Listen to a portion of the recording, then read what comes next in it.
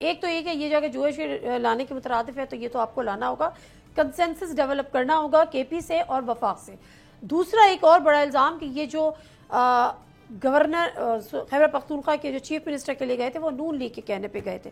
تو یہ دو چیزیں ہیں، ایک طرف آپ حکمرانی کی اور عوام کی بات کرتے ہیں، وہاں کے ان کا حق ہے، اس کو آپ استعمال نہیں ہونے دیتے، پلس کیسے حالات صحیح ہوں گے وفاق کے اور خیبر پختونخوا کے؟ دیکھیں پہلی بات یہ کہ بسم اللہ الرحمن الرحیم، پہلی بات یہ کہ آپ نے کہا جی کہ کے پی کے کا جو وزیر اعلیٰ بنا ہے یا جس طرح کے، دیکھیں وہاں جب ایک وزیر اعلیٰ چلا گیا دوسرا وزیر اعلیٰ آئے گا تو ہر جماعت کی یہ کوشش ہوتی ہے، یہ ایک جمہوری طریقہ ہے کہ اپنے نمبرز پورے کر لیں، بالکل اگر ان کے نمبرز پورے ہو جاتے ہیں تو وہ اپنا وزیر اعلیٰ بنا لیں، کوشش ہوتی ہے۔ لیکن یہاں تھوڑا سا یہ کنفیوژن تھا جی کہ ایک وزیر اعلیٰ بیٹھا ہوا ہے اور دوسرے وزیر اعلیٰ کا انتخاب ہو رہا ہے، وہ صرف یہ کہا جا رہا تھا کہ ان کا ویزا جو ان کا انہوں نے استعفیٰ دیا ہے وہ ایکسیپٹ ہو جائے۔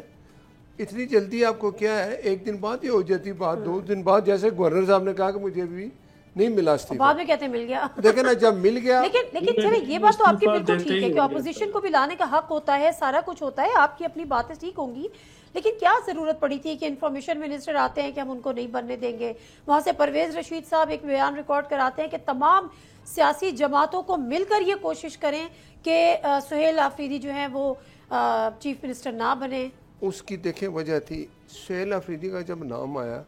تو طرح طرح کے سوشل میڈیا پہ میڈیا کے بیان آئے کہ جی اس نے کہا جی میں تو وزیر اعلیٰ اگر بنا، مجھے عمران نے بنایا ہے، میرا ایک ہی مشن ہے، میں نے یہاں سے اٹھنا ہے، جا کے عمران خان کو جیل سے لانا ہے، یہ میری زندگی ہے، اس کے بغیر میں ختم۔ سیاسی بیان ہے اس میں، دیکھیں نا یہ سیاسی بیان ان کا تھا۔ اوبیسلی ہم نے لوگوں کو اویئرنیس دینی ہے، کے پی کے لوگوں کو، کے پی کے لوگوں کو، کہ بھائی ایک بندہ جو منتخب ہوا ہے، ابھی وہ منتخب ہوا نہیں، اس کے خیالات کیا ہیں۔